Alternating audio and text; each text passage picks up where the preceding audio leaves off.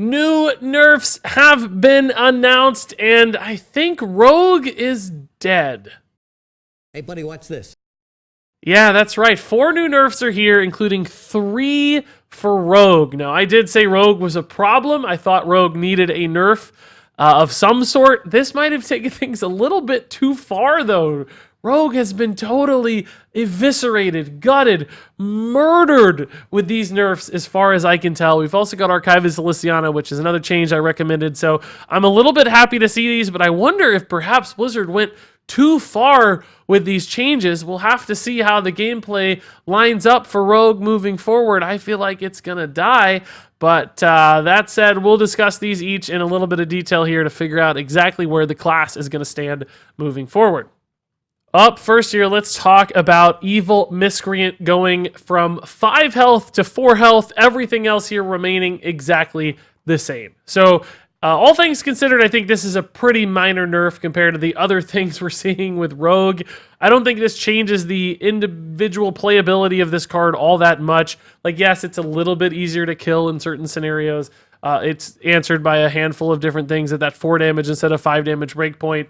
It's less likely to stick into a witchy lackey sort of scenario. So obviously it's a little bit worse, but the real value of this card is that it generates lackeys, and I don't think that's changing. It's not going to be slower in how it does that or less efficient. So I think 95% of the power level of this card remains, and therefore it remains a good card in a vacuum. Now, of course, with the other changes to Rogue, I don't know that this card will actually see much play. If the archetype of Tempo Rogue is totally killed, Evil Miscreant will fall right alongside it. But as far as putting this card at 4 health, I think that's a totally good, fine change. Retains the playability without totally murdering the card. So this one is not all that noteworthy and completely reasonable in my eyes. That said, let's take a look at a much more impactful nerf. Raiding Party going to 4 mana from 3.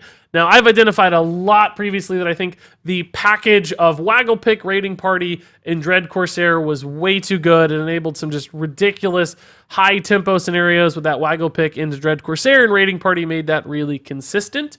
Now, this change means it's going to be a little bit slower and harder to achieve. You'll still be able to do it because you're still going to be drawing all the necessary pieces to make that work nicely. You're just not going to be able to do it as early in the game as you would otherwise. So for instance, Raiding Party on turn 3 leads really well into a Waggle Pick on turn 4. Now that said, you didn't always play Raiding Party on 3, right? Because you had prep and you were cheating it out even sooner.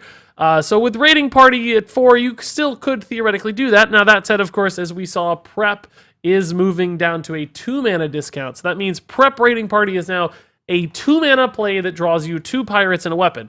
And frankly, that's still a really good 2 mana play. Like, you'd happily spend 2 mana to do that, but you're using a couple card resources.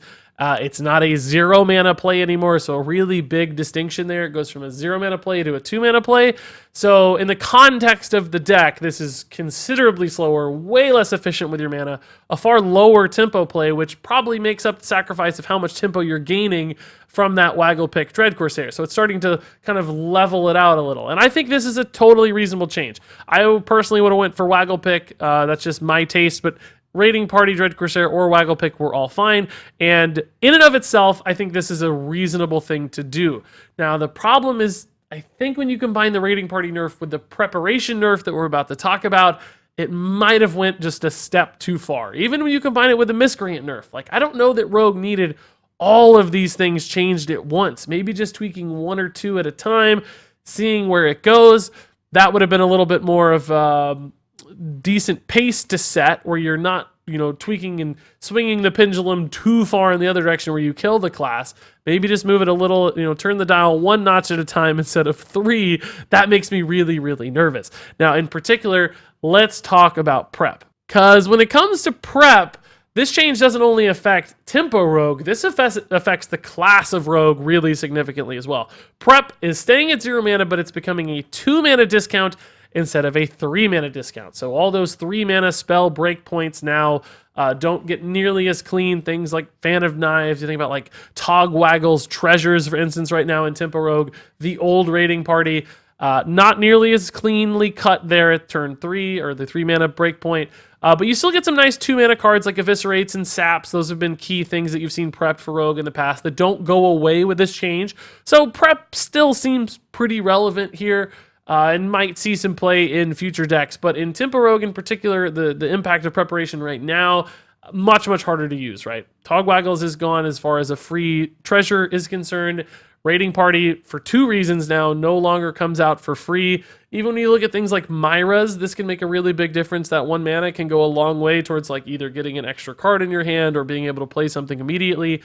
So prep's an issue. Like clearly this hurts the class in a significant way. This is a 33% nerf to the card, right? Going from 3 to 2 is really substantial. That's a big cut. Blizzard actually kind of called it a small change in their post. I don't know if I agree with that. I think this is one of the bigger ways you could change this card. So as far as I'm concerned, not a totally unplayable card, but a significantly worse one, right? Think about like Prep Sprint, for instance. Now that's a 5 mana play instead of a 4 mana play. Like all these little changes add up a lot over time. So gonna help kill Tempo Rogue alongside the Raiding Party nerf. Like that's just making that far less consistent. Maybe it has a chance to survive. I don't know. You got to see these things in action. Like if you do the raw math, they still seem like pretty decent plays. Like 2-mana Raiding Party actually still sounds decent. It just doesn't sound good enough. And for a deck like that, things have to kind of be overpowered a little bit for it to get there. It can't just be okay. It has to be really good. So does that mean it goes from a tier 1 deck to a tier 2 deck?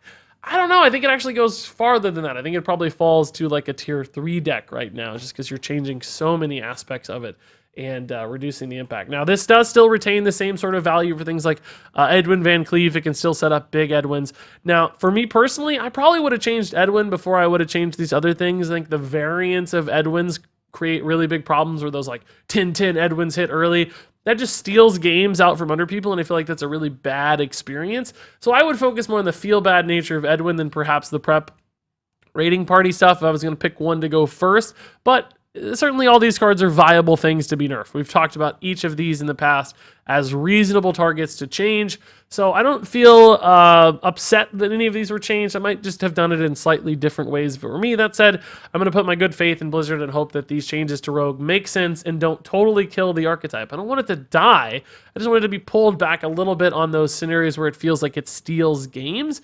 And I don't know if these cards did that. I actually feel like we almost killed the consistency of the class as opposed to the high roll variance of the class. I would have targeted perhaps the high roll variance stuff instead of the consistency stuff. But that said, I'm curious what you guys think. It's really just an opinion as far as these things are concerned, so share your thoughts. Now that said, we do have one final card to discuss here, and that is, of course, Archivist Elysiana going to 9 mana. I recently proposed some changes to Elysiana that I thought would help really solve the problem for this card. This one's totally fine. Putting it to 9 mana basically means you can't play Baleful Banker or Youthful Brewmaster with it in the same turn very easily. So it denies those opportunities where you bounce the Elysiana back to your hand and you add 20 cards to your deck instead of 10, greatly increasing the length of the game. That was a problem. Going to 9 mana helped solve that problem. So in my mind, that's a good change that doesn't totally kill this card. That said, I think there's still a little bit of risk for future metas leaving this at 9. It seems like it can still do some pretty crazy bounces with any sort of discount that might come along later, or in wild format, for instance, it stays much easier. So I probably would have gone at the problem directly and just reduced the number of cards added to the deck. But nonetheless, if this solves the problem temporarily, that's enough. It's good enough for tournament scenes. It's good enough for those sort of open cups. The really high-level competitive aspects makes this card more fun and more enjoyable for Hearthstone as a whole. So in my mind, that is a subtle and reasonable change that is probably going to be good for the game. So good job on this one, Blizzard, as far as I'm concerned. And there you go. Those are the 4 new nerfs. I probably blathered idiotically about Rogue there for a bit because I don't really know what to make of these. It seems like too much all at once for me. I think that's using a hammer instead of something a little bit more surgical in its precision, like just crushing the problem instead of like trying to get in there and fix it. Evil Miscreant, totally fine. Elysiana, great nerf as far as I'm concerned.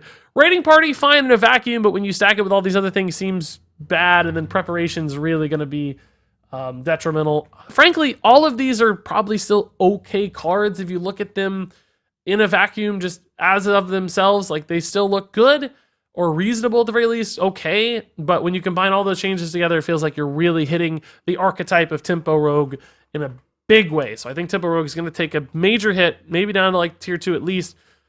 Tier 3 is a possibility because you're just removing a lot of their swing ability and their influence on board in those early turns. So I think that's what that deck needs to survive and succeed. And all these little changes are going to add up into some really big detriments to the deck overall. But that said, if you guys think it can survive, let me know. I'd love to be wrong. I hope the deck doesn't totally die. I hope it remains relevant. Now, one other thing I want to talk about, a lot of people are probably wondering, where is Warrior? Why didn't Warrior get nerfed? Well, I think Warrior right now is only feeling really, really good because there's so many rogues, and we talked about this previously in a lot of other videos and on stream.